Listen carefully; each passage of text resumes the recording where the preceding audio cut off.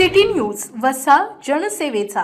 महाराष्ट्र मध्य प्रदेश सीमेवरील सातपुडा पर्वताच्या पायथ्याशी असलेल्या वन विभागाच्या चेकपोस्टवर वन विभागाने रात्रीच्या सुमारास मोठी कारवाई केली। मध्य प्रदेशातून महाराष्ट्र अवैधरित्या आणला जाणारा तब्बल 50 ते 75 लाख रुपये किमतीचा विमल गुटखा आणि पान मसाला वन विभागाच्या कर्मचाऱ्यांनी जप्त केला आहे।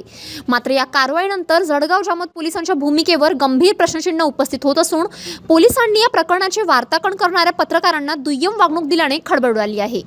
जळगाव जामोद तालुक्यातील सातपुडाच्या पायथ्याशी असलेल्या वन विभागाच्या नाक्यावर वन कर्मचारी गस्तीवर होते। रात्री 1 ते 2 वाजेच्या सुमारास मध्य प्रदेशकडून महाराष्ट्रात प्रवेश करणाऱ्या एका आयशर ट्रकची क्रमांक MH30 BD 7585 संशयावरून तपासणी करण्यात आली। तपासणी दरम्यान ट्रकमध्ये मोठ्या प्रमाणात प्रतिबंधित गुटखा आढळून आला। वन विभागाने तात्काळ स्थानिक पोलिसांना पाचारण केले आणि ट्रक पोलीस स्टेशनला लावण्यात आला। पोलिसांचा अर्थपूर्ण कारभार आणि संशयास्पद भूमिका। जळगाव जामोद पोलीस स्टेशनच्या हद्दीतून दररोज मोठ्या प्रमाणावर गुटख्याची अवैध वाहतूक होत असतानाही पोलीस त्याकडे अर्थपूर्ण दुर्लक्ष करत असल्याचे बोलले जात आहे। या कारवाईतही पोलिसांची भूमिका संशयास्पद राहिली आहे।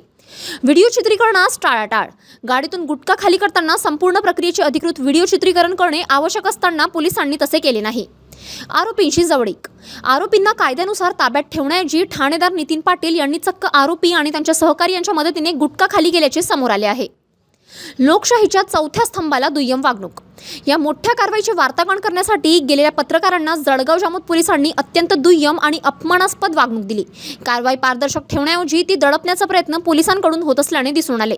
माहिती देण्यास टाळाटाळ करणे आणि पत्रकारांना सहकार्य न केल्यामुळे पोलीस नेमके कोणाला वाचवण्याचा प्रयत्न करत आहेत असा प्रश्न आता उपस्थित होत आहे।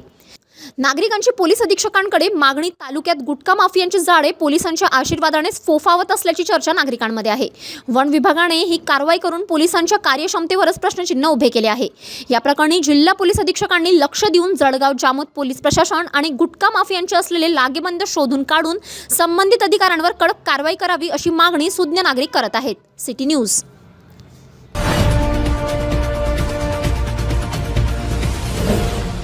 सिटी न्यूज वसा जनसेवेचा।